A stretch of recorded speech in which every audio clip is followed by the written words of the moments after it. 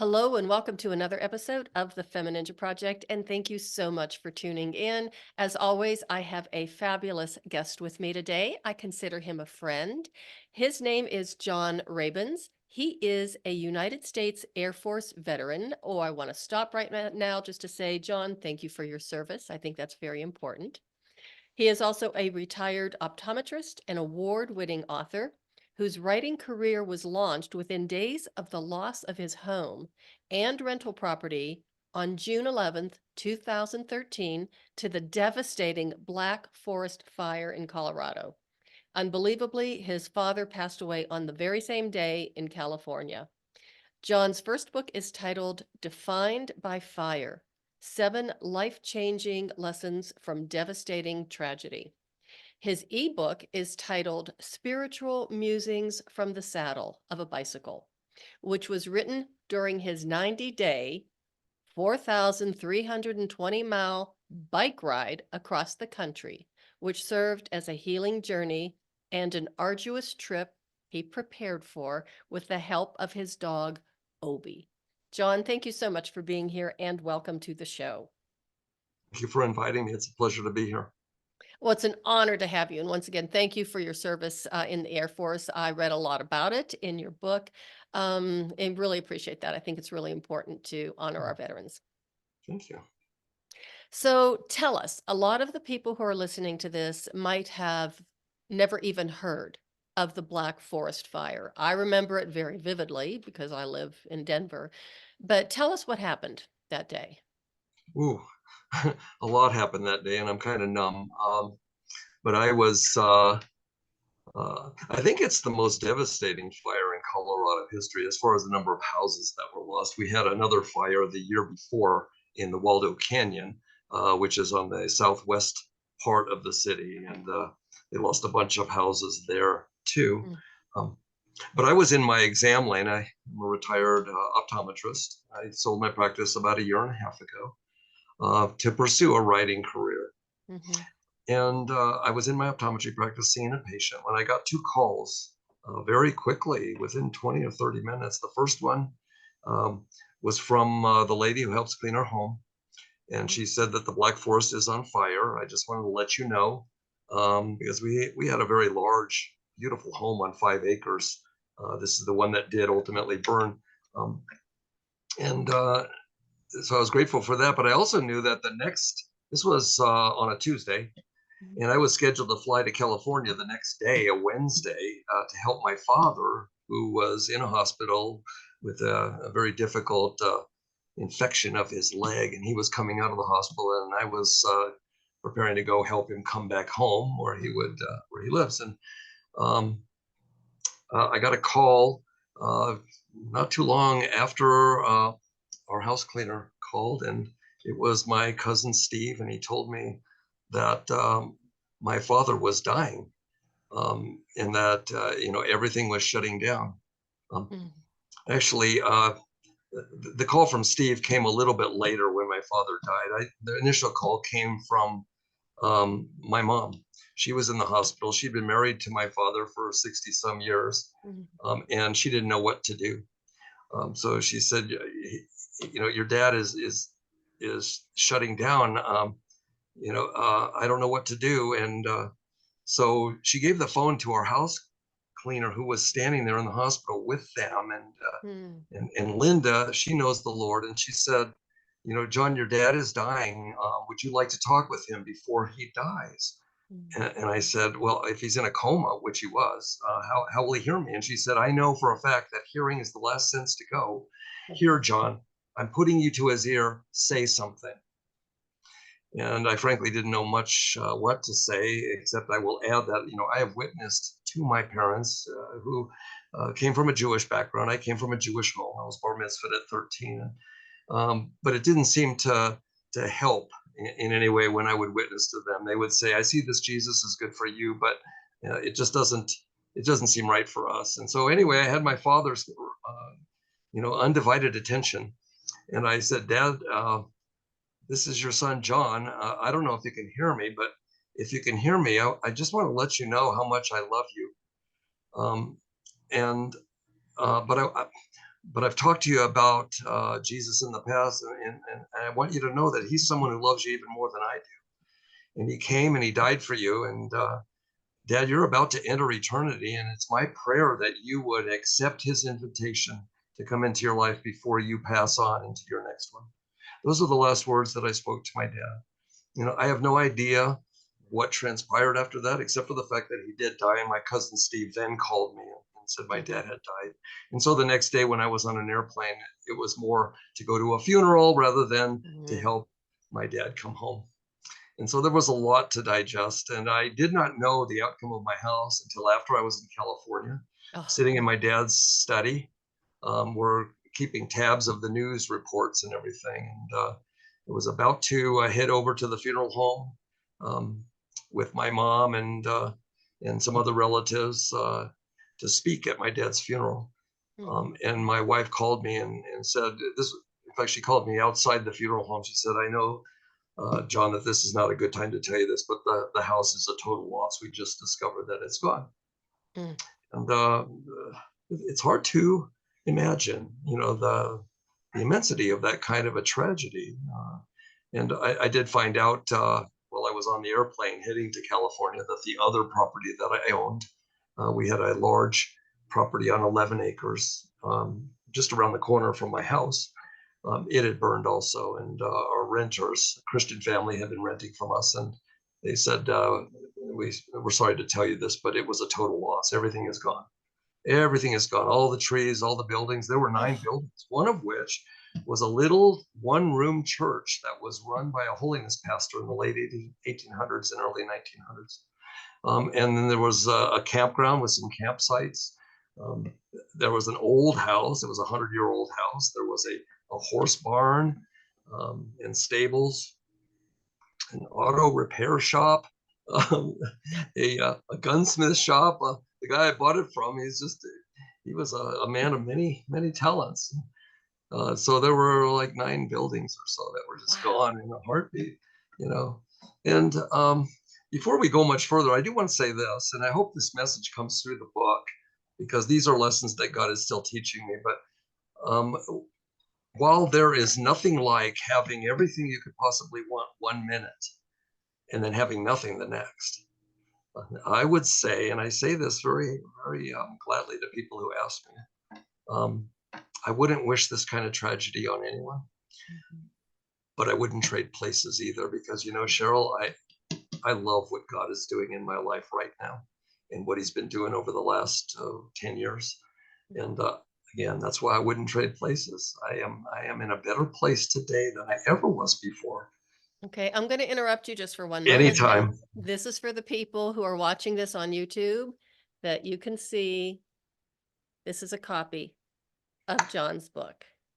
And no, those 2 little things are not the moon or the sun above it. They are actually award stickers. So you can just see. I mean, the book cover says it all. It really shows the incredible intensity and devastation of that fire. And so my question to you would be, when you have all of this coming at you in every direction, it's just all of these multiple devastating hits and losses all at the same time. How did you handle that? I mean, in the moment, because it had to be such incredible shock, horror, grief, anger, maybe? How did I handle it? I didn't. I really Okay. discovered how God is not only there, but he is able and willing to handle it for me, through me, obviously, and through my families, through my friends who love us. I mean, Nancy, my wife, went through the same thing as I did. I mean, she was a huge support figure in my life during all this. While I was in California, she was handling all the insurance issues and things like that. But I'm going to skip to the end of the book. We'll talk about what's inside, but I'm going to skip to the end of the book. Oh, this is great. I have never had an author say this. Let's go to the end of the book I'm going to give you first. the punchline right at the beginning. Okay. Okay. The end of the book is this, and this is all of the sum total of these lessons that I've learned and I'm learning. When we come to when we come to a place in our lives where we realize that Jesus is all we have, Mhm. then we know that Jesus is enough. Mhm. That's it. I had a friend tell me during this struggle that we were going through. He said, John, when you think about it, stuff is just stuff. Well, stuff is just stuff, and it's given to us to appreciate and make our lives a little easier in some ways, Mhm. but we're not taking any of it with us. That's true. Mhm. We've all heard that. Um, and he said, John, when you think about it, if you got Jesus, you don't even need air. I said, what? Mhm. He said, you don't even need air. That's why Paul could, confidently proclaim, that I'd rather Mhm. die and be with Christ in heaven. But, Mhm. for your sake, I'm still here and I'm still working in the body, Mhm. and I'm starting to get that. Do I have a lot of stuff today? Yeah, I have a lot of stuff today, because clutter continues to grow. If you're not careful about it. My wife said to me after the fire, after we visited the property for the first or second time after the fire. And it was heart wrenching to see this. But she said one good thing about a fire, and that is that it's an incredible decluttering tool. Both she and I were career Air Force officers. We met while teaching mathematics at the Air Force Academy, Mhm. and we had lots of stuff. We had lots of stuff. We both have, advanced academic careers. We had Mhm. books and boxes. We had hundreds and hundreds of boxes during our Air Force career that we would move but never even open. I couldn't even tell you what was in most of the boxes. But I started to become anxious thinking about the fact that one day Nancy and or I are not going to be here and our kids are going to get stuck with this stuff. Mhm. What are we going to do with it? And so it Mhm. was a big relief in some ways that I didn't have to do anything with it. Mhm. So that was, that was a remarkable revelation to me to realize that the stuff Mhm. is important while we use it. I have 7 chapters in the book, Mhm. and um, the first one was the easiest one for me to write because it was about stuff. Mhm. And by the way, at the beginning of the book is my testimony about how the Lord rescued me when I was walking in the world and not knowing about him. I grew up, as I mentioned earlier, in a Jewish home. We did all the things that Jews do, except believe in the Messiah that came for the Jew first and then the Greek. And um, I tell my story in here. If we have time and you want me to share it, I will. But it's in the book, and it was just an amazing story about how I came to know him through his seeking me and finally finding me. Um, but Well, why chapter 1 is about stuff. why don't you go ahead and share that story? Go Because ahead. it was something that I found very compelling as well. You know, raised in a Jewish family Okay. and then converting to Christianity. You don't hear that very often. Sometimes, I mean, I've heard stories of, people going the other way, Christianity to Judaism, but I find that very, fascinating and compelling. Okay, I'd be happy to do it. I'll give you the, if I can, because I can't do anything in an abbreviated fashion, but I'll try. Um, anyway, I grew up in a Jewish home. We went to shul or synagogue. We called ourselves conservative, but really, we were reformed. Which is the lowest level of following after the tenets of Judaism. And I was taught all my life that Jesus was not for Jews. That's what I was taught, and so I believed that just because I respected my parents so much. Mhm. I never really thought about it.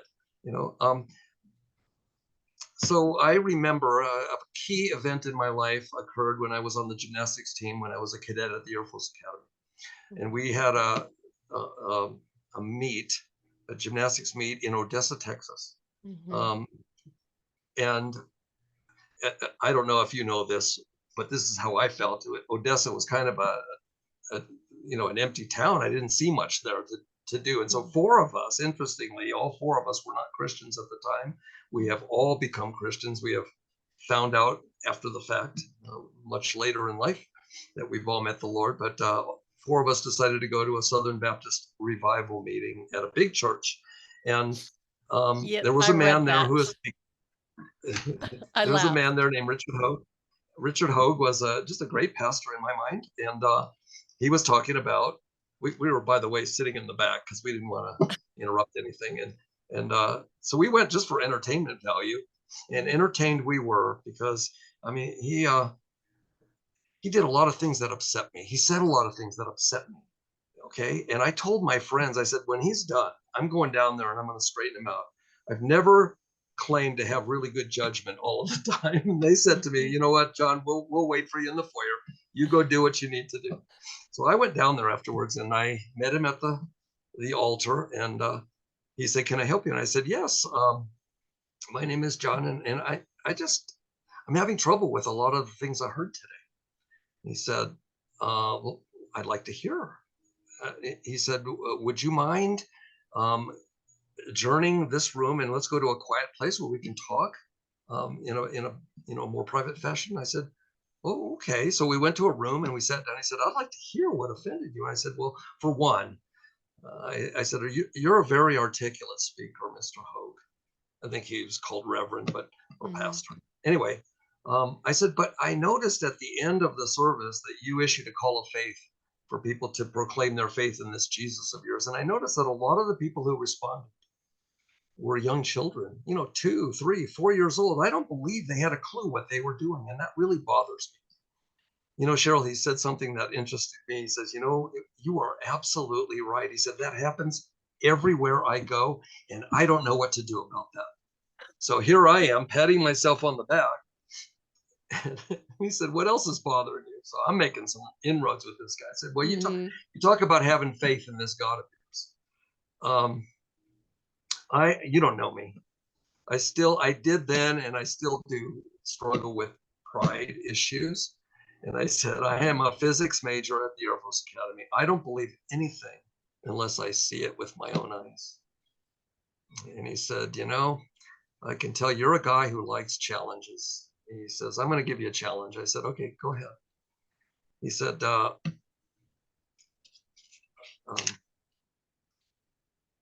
you've not been inside this building before, have you? And I said, no.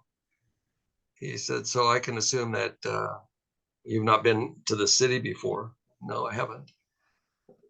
He said, I don't want you to listen to anything that I tell you from now on. And I don't want you to listen to anyone else who talks about the Lord. He said, I'm going to challenge you. I'm going to challenge you to read the Bible. You've said that you've read parts of it before, but I want you to read it. He says, because it seems to me that you've been exercising your faith all your life. I said, what? He said, yeah, when you came into this building, which you admitted you never were in before, you had faith in the architect that he designed a structurally sound building. You had faith in the builder, the contractor, that he built a building that would not just collapse and kill you. And he said, I want you to think about that. And I want you to read this book that I have told you, but don't listen to me anymore. I want you to read this book. And you are a guy that likes challenges, aren't you? I said, yeah. He said, if you are not touched by the God of the universe that I am telling you wrote this book through human hands, then don't just throw it away and just continue on with your life. But promise me this, if you are touched in a way that is unmistakably from the Lord himself, would you promise that you'll follow after him? I said, yeah, I'll take that challenge. And so anyway, I had a lot to think about. And that night I was in my room in Odessa, Texas. And I'm looking up at the ceiling in my room and I'm praying for the first time really in my life. It was a sincere but a very weak prayer. I said, God, I don't know who you are. And frankly, I don't know if you are. But if you are, I want to know that. And so I'm going to commit to you that I'm going to read this book. And if you wrote this, would you touch me in a way that's unmistakable? And I promise to follow after you. I realized that night also that I'd been exercising faith all my life. When I drive a car, on a 2-lane road, I'm exercising faith in the driver coming the other way, that he is talented, that he's had training, that he will stay in his lane and not come over in my lane and kill me. I can't know that. I'm exercising a faith of a sort. And when I get on an airplane, I have faith in the pilot that he knows what he's doing. Sometimes these days you have faith that there is a pilot because you don't even see him until maybe at the end of the flight. So anyway, I committed to read the Bible, and I started. He suggested that I start with the book of John, which I did, but then I went back and started reading everything. And it took me 10 years and a difficult divorce to really get serious. I realized through my divorce that, I don't have my stuff together. Maybe there is an answer that really comes from outside of me, and I need to find it. So maybe I need to read more in the Bible. And so I found Mhm. myself in Montgomery, Alabama, at a Air Force young officer professional program. And I was in barracks there at Maxwell Air Force Base in Montgomery, and I had been attending Southern Baptist Church in Montgomery, Alabama, um, just because I felt like it was the right thing to do. And I had befriended a man who was also in the course. It was an 11-week course. His name was Vern, and he was a strong Christian. And he was there for me to ask and him to answer difficult questions that I was asking about my Bible reading. Mhm. And he was very faithful. I'm not sure how either of us passed the course because we were so busy grilling him, me grilling and him answering my questions. Mhm. Um, and we would go to church every Sunday. And the pastor's name there was Andrew Smith. And that's going to become important in just a minute when I finish up the story. Um, but I remember um, the night before my last, Sunday at the service in this church. I came into my room in the barracks and I sat on my bed. I know this sounds really crazy, but there was a personage sitting next to me on the bed. And, I can't say that I could see him like I can see you right now, Cheryl, or I could touch him like if I were next to you, I could touch you. But he was as real to me as you are to me right now. And I realized who it was. It was the Lord. And by the way, I had just finished one of the best, it's probably the best book I've ever read on Christianity, um, except for the Bible. And it was called Mere Christianity by C.S. Lewis. It's a classic, and it Mhm. really appealed to someone like me who thinks analytically, you Mhm. know. And I think you can analytically come to the Lord if you're open to His leading. I really do, Mhm. and I was one. And so, anyway, I had to confess before this personage that I knew who he was. I said, "I know you're my Savior, and I'd like you to come into my life. I do repent of all of my sin. I realize I am not worthy of what you have to offer me, but I am willing to accept what you have to offer me." And the next day, I'm in church. I had a profound life change experience the night before. And we're in church there. And as they do very well in Baptist churches, they issued a call of faith. Mhm. And I didn't walk, I ran down to the front to publicly proclaim faith in Jesus. Mhm. And I looked around, and there's Vern next to me, my friend, tears coming down his face. And he was so pleased that his prayers were answered. There were probably 20 other people around me um, Mhm. who used a term that I have resented then and I resent now. They congratulated me on becoming a completed Jew. And I know they meant well. A completed Jew. It's a term that's used for a Jew that has received his Jewish Savior, his Messiah.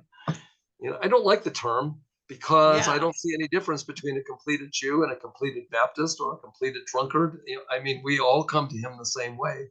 And Right. truly, as we read in the New Testament, in Christ, there is neither Jew nor Greek, Mhm. male nor female, bond nor free. And so um, I came back to Colorado Springs. Nancy had been teaching with me at the academy at this time. My to be wife, she was a Christian from birth, never baptized. As soon as I got back into Colorado Springs in 1980 in June, I got a call from a pastor named John Upchurch, and he said, "I'm the pastor of Heritage Baptist Church." And that was the same name of the church in Mhm. Montgomery I was going to. And I said, "Well, no, you're not. Andrew Smith is the pastor at Heritage Baptist Church." He said, "Oh, no, no, no, same name. There are lots of churches with the same name, but Mhm. Andy and I are great friends." And he said, "You are one special guy, and I need to keep an eye on you. So I want Mhm. to invite you to church." So he invited us to church, and boy, did we grow. I grew as a new Christian. Nancy grew as a more experienced Christian. He baptized us on August 31st of 1980, and then he married us a year later to the Mhm. day. And it's been an interesting journey since then. We just celebrated our 42nd wedding anniversary in August. Congratulations. Yep. So I think there's a chance it's going to work out. Yeah, might. Mhm. So anyway, that's my story, and Mhm. you asked for it. I certainly did. And so now I wanna go back to let's talk about the bike ride.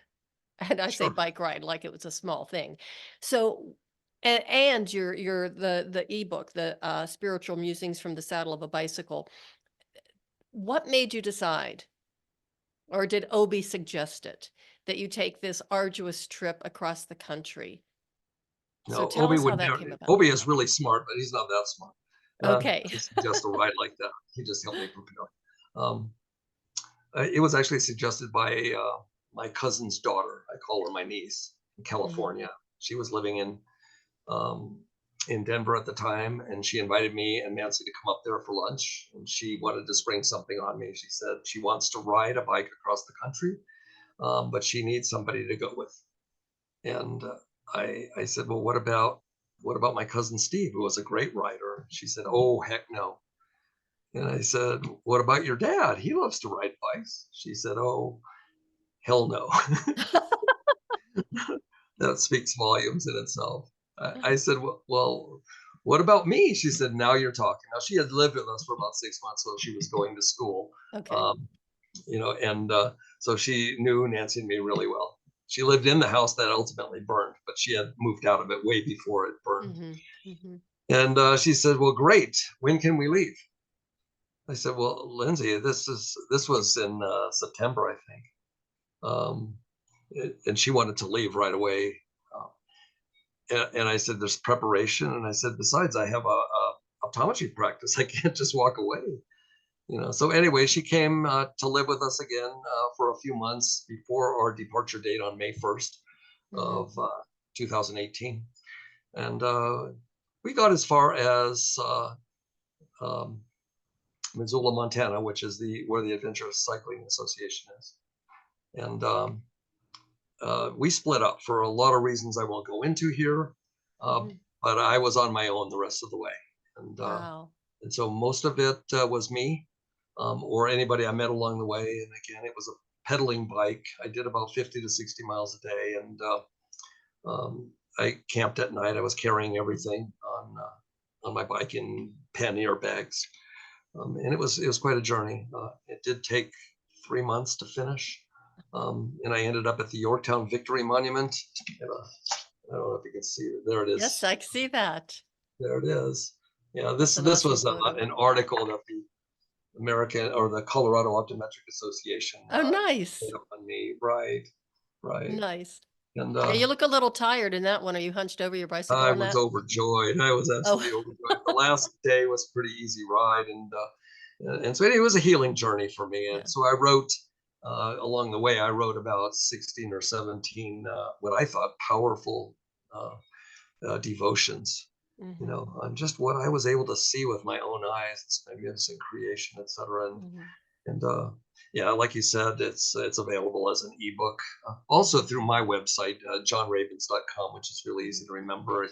You Yeah, can so let me purchase. ask you this really quickly. So Yeah, you actually went on this healing journey, this bike ride in 2018. So that was correct. 5 years after the fire. Right. During that time between, the fire and when you started this bike ride, I mean, you were still dealing with like the trauma and the loss of all, the property and trying to build your life back as well as the loss of your dad at the same time. Right. And so how did you do that? Was it just through prayer? Was it just through your faith? I think that's really an important point to make for the listeners. Um, Those I 5 think my years. wife said the key words to me when I actually was thinking shortly after the fire of giving up my optometry practice. Mm, And she said, why would you do that? Optometry is so much your norm these days. You love what you do. You love your patients. 30% of my practice were little ones, and I love dealing with little ones. They're just so much fun. That's where I got really interested in dad jokes. I have some of the best dad jokes in the world. So, and they brought them to me. They loved. I mean, for instance, one little boy once came into my exam lane, and he's tugging at. He was really tiny, and he was tugging at my pant leg. He wanted to tell me a joke, so I looked at him. He said, uh, he was, he said, um, why did the chicken cross the playground? mhm. And I immediately said, why didn't the chicken cross the playground? He said, I don't know. Why didn't he? Because he was chicken, I said. But then he persisted. He said, but why did the chicken cross the playground? I said, I don't know. He said, to get to the other slide.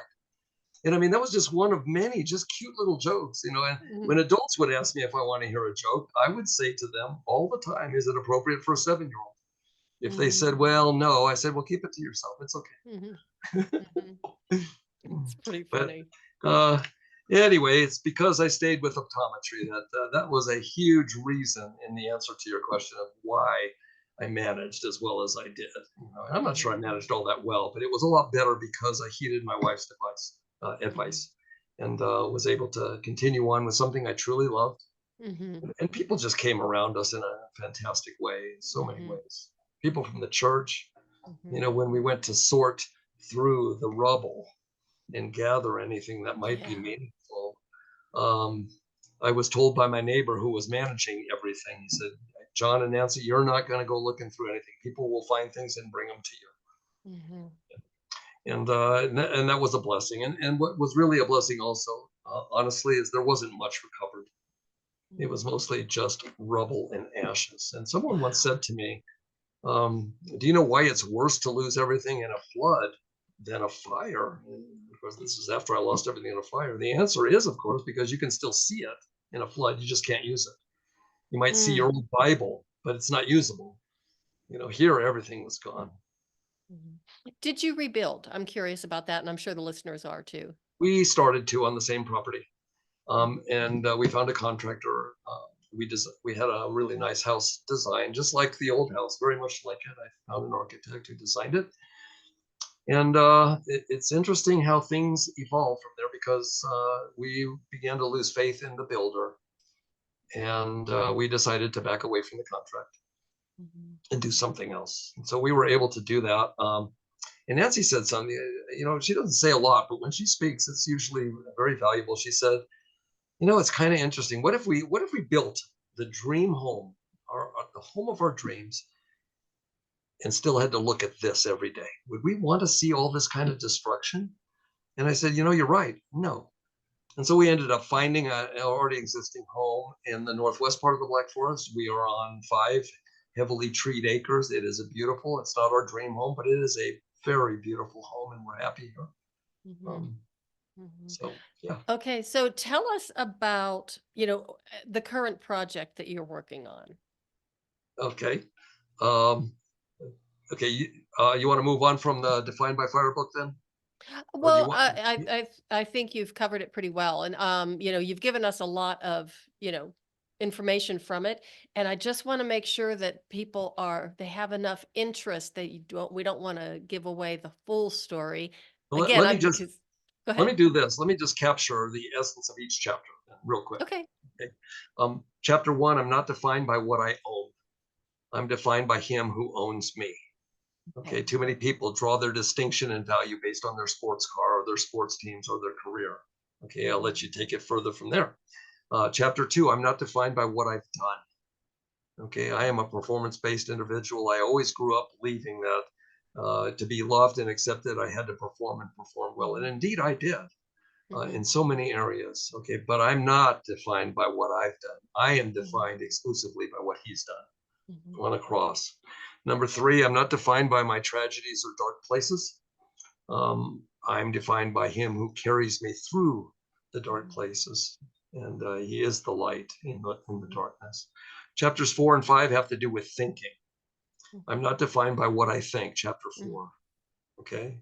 I'm defined by what he thinks. And that's why it's Mhm. so important for us to spend time in his word because it's like an owner's manual for a life. And I Mhm. think the essence of the Christian walk, anyway, is to understand as quickly as possible what God says about us is true and then believe it and walk in it. I find myself asking sometimes God for things that he's already given me. Mhm. John, you already have this. Just walk in it, believing. Chapter 5, I'm not defined by what others think, Mhm. or sometimes what I impute them to think, because I have a way of being really sensitive and thinking I've offended somebody who's been quiet for a while. And I'm Mhm. learning just now at my age to approach them in love and say, have I offended you in some way? Mhm. Because if I have, I want to make it right. I want to confess and be forgiven for that. And Mhm. in most cases, they say, no, I was wondering why you were so quiet. It was all in your head. One time, There's a pediatrician friend of mine who's traveled to El Salvador on several medical missions trips, and she became very quiet. And I asked her, "Have I offended you?" And she said, "As a matter of fact, you did." I said, "Tell me, please, so I can make amends for it." And she told me. I said, "Oh my gosh, I am so sorry. I remember that, and I didn't realize that hurt you. Would you forgive me?" Well, we are much closer again, just Mhm. because I decided to open my mouth and risk rejection. Mhm. And so, chapter 5 and 6 are the last two chapters. No, five is the one I just gave. I'm not defined by what others think. 6, I'm not defined by what I control or think I Mhm. control. Mhm. I'm a controlling person. I recognize that and confess to it. But I realize more and more that I don't control anything. I don't control my next heartbeat or my next breath. And if you think about it, there's very little you control. And I wonder sometimes how much of my thinking I control. Well, Mhm. that's a topic for another day, I think. And the Mhm. last one my wife gave to me, I'm not defined by who I know. I had a chance to brief many distinguished individuals in my Air Force career. Uh, General officers, congressmen in this country, Mhm. secretaries of defense in other Mhm. countries, and it always made me feel good when they Mhm. would call me by my name. Um, Mhm. I don't know why, but it did. But the fact of the matter is, even though I met Jay Leno, my cousin, my rich cousin, was Lindsay's dad, Mhm. the niece that went with me on the trip. He introduced me to Jay Leno at a gas station once. Jay was driving one of his Stutz Bearcats, and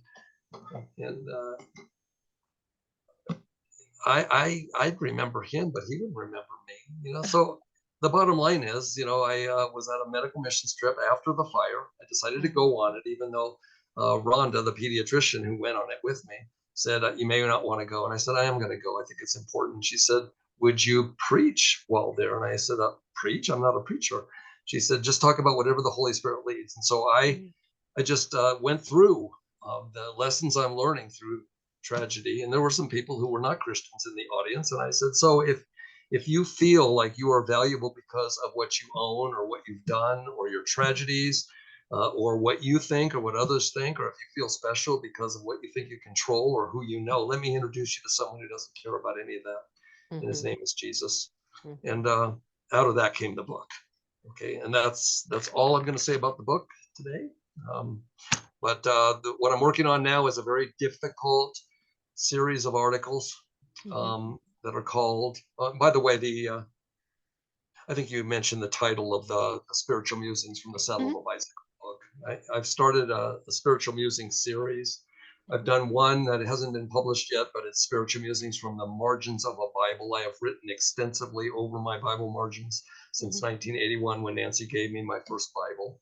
Mhm. And we always promised to buy more expensive Bibles since then when we could afford it. But I have so many valuable nuggets from the Mhm. pulpit, from God Himself speaking to me in Mhm. prayer, from Mhm. other people in church, that I decided to capture everything. And it's going to be an ebook once I Mhm. just get it lined up and all. But I've got it all placed in a document and it just needs to be published now. So I got to get to that. The one that you're asking me about is a very difficult series of articles. I'm calling it Spiritual Musings from the Headlines of a Newspaper.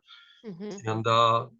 And basically, I am creating a toolbox, which I believe is a toolbox for Christians who need better tools in Mhm. dealing with the cultural lies in our culture.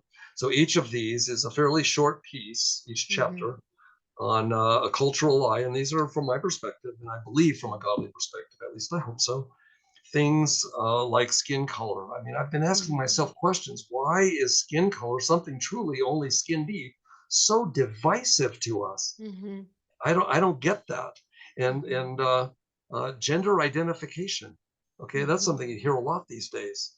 And in my innermost being, I know that a man cannot be a woman. God in Mhm. Genesis 27, 127, chapter 127, said, "I have created some to be male and some to be female." And I believe he's telling us, learn to love who I made you to be. Mhm. Okay, you are not God. The common thread going through these series of pieces is, who is God in your life? Is it the God of the Mhm. universe who created exactly as He said He did, and thus has the sovereign right to choose Mhm. as He sees fit? Or is it you?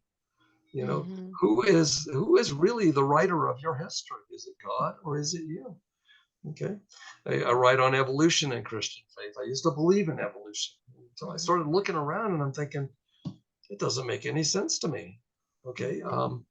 If we evolved from lower creatures, why do we still see cockroaches? I saw thousands of cockroaches in Montgomery, Alabama. Every time I came into the barracks room, there they screamed, "He's home! He's home!" They seem to be doing rather well. I just, why do we seek the missing link? Is it possible that maybe it's just missing?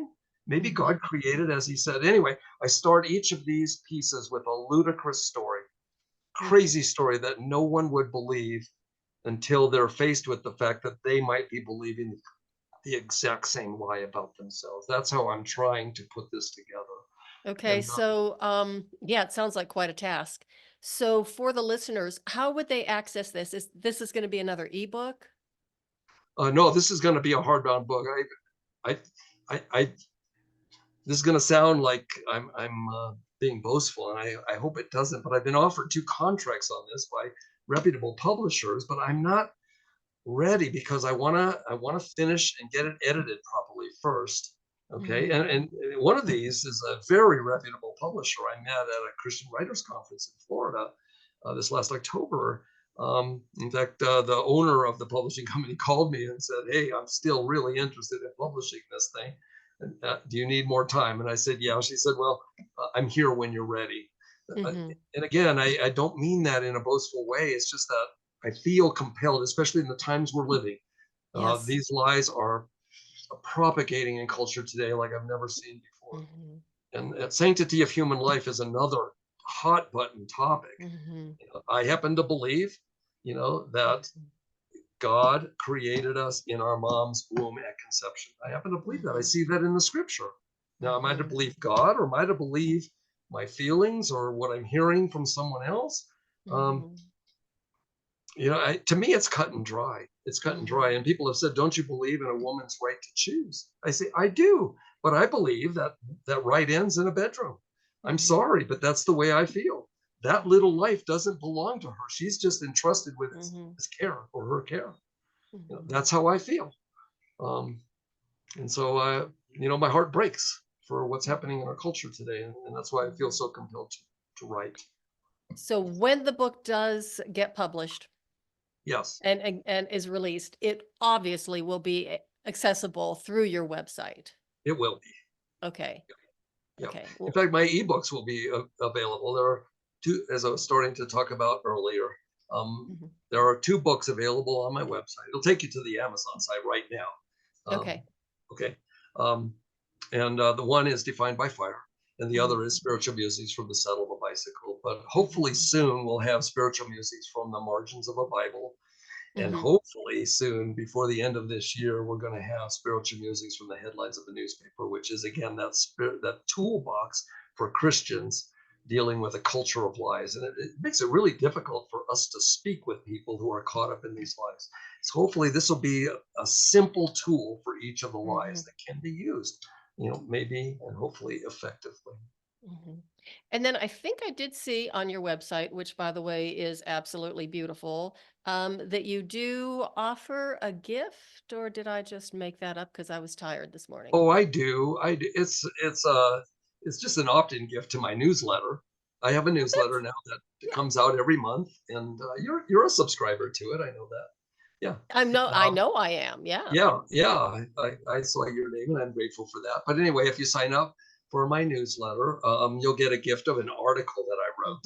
Mhm. It's a short article, but boy, I think it's one of the most power-packed articles I've ever Mhm. written. It's called "5 Spiritual Directions for Moving from Tragedy to Victory," and it's a different take on this whole process from my book. A much different take, and I'm looking at just different directions. Um, I'm calling them spiritual directions, but they're in a way cardinal directions. Okay. And they Mhm. all come from a song by John Chisholm Mhm. called Christ Above Me. Mhm. I don't know if I can remember it all right now, but Christ above me, uh, Christ behind me, Christ within me. Mhm. No, no. Christ above me, Christ beside me, Christ within me, ever guiding, Christ behind me, Christ before, Christ my love, my life, Mhm. my Lord. And I take each of those directions and I demonstrate with simple words and scriptures how, he's above me. He's Mhm. closer than a brother beside me. Mhm. Okay. He's got my back, etc. Mhm. He's within me. He's my spiritual GPS. Anyway, that's enough of that. You'll have to get it and read it and be blessed by it. And it's really easy. It's johnrabins.com. John Mhm. Rabins, JOHNRABINS.com, Mhm. and you can take it from there. Well, John, thank you so much for being here today and sharing your story. It's pretty powerful, and I really appreciate it. I appreciate your asking me and showing interest. Thank you, Cheryl, for having me. Well, and as far as the newsletter, Yeah. yeah, you asked me because you said, "Hey, why don't you sign up for my newsletter?" And handed me a piece of paper when I met you in Georgetown. I'm like, Well, that's before "Sure." I even had the newsletter. I I remember. know, I know. Yeah. So I think I was the first person that ever signed up. Yeah, you may have been. You may have been. Mhm. And by the way, those who do sign up for it after the fact, I did convince my webmaster to create an archives page. So there are two newsletters just sitting there waiting. They're not very long. And one of my goals in my newsletters, because I know that I am difficult when it comes to generating interest in looking at someone else's newsletter. I get so many of them, and so many of them are so much the same. And Mhm. I don't want people looking at my newsletter and saying, "Oh, it's another one from him." And so Mhm. far, I think I'm managing to make it relevant, entertaining, all that in one, so that you'll look forward to. If I'm not meeting that goal, then I'll stop doing newsletters. But right now, I'm getting so much good feedback. I'm pleased to continue. Excellent. Do you have any final, like, little pearl of wisdom? You've given us an awful lot to think about. Wonderful, wonderful information. Do you have any one final pearl of wisdom you want to leave with the listeners? Whoa, you didn't tell me you were going to ask me that. Well, I didn't know I Um, was going to. okay. Um, uh, just two words come to my mind, and it's taken a long time, and I still don't do this well, but trust God. And the reason is He has your best interest. He's got your Mhm. life mapped out for you. He cares about you more than you care about yourself. Hard to believe, but it's true. So simply trust God. I love that. Thank you again for being on the show, John. Thank you for having me. Everybody, thank you so much for listening. I really appreciate it. What an incredible story and a positive message of hope. And I think that we really need that these days. There's a lot of negativity out there. So, any little bit of positive information we can glean from and, know who to trust and who not to trust, because God does have our best interests at heart.